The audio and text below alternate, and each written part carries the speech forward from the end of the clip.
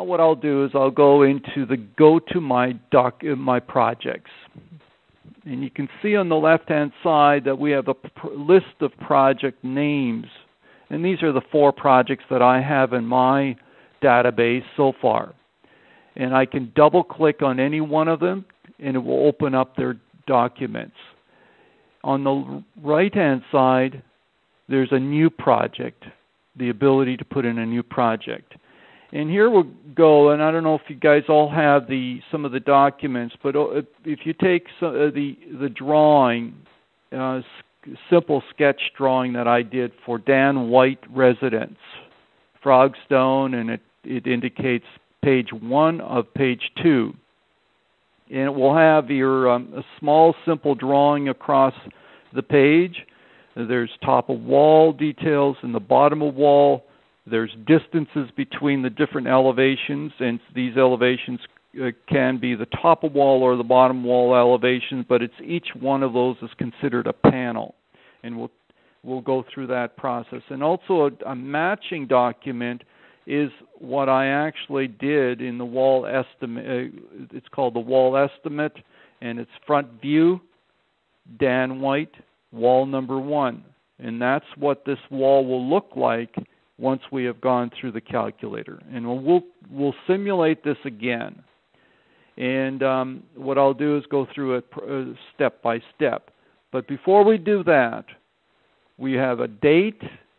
Go back to the screen, and we have a project type. If we open up the library of project type, and there's one item in the library, if we would now print in commercial or whatever kind of other project types we want to save, then that would add to that library. But we'll just use residential.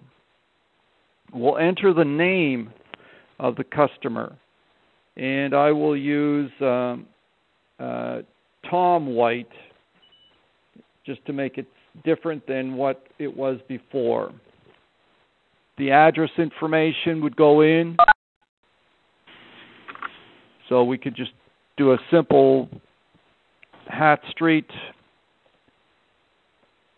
And we tab down and we put the city of Atlanta.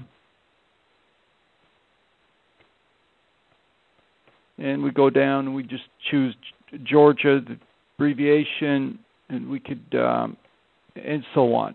We would put all the information that would be necessary. We put their contact information, their email, their phone numbers, and we can also add some notes to this project as well.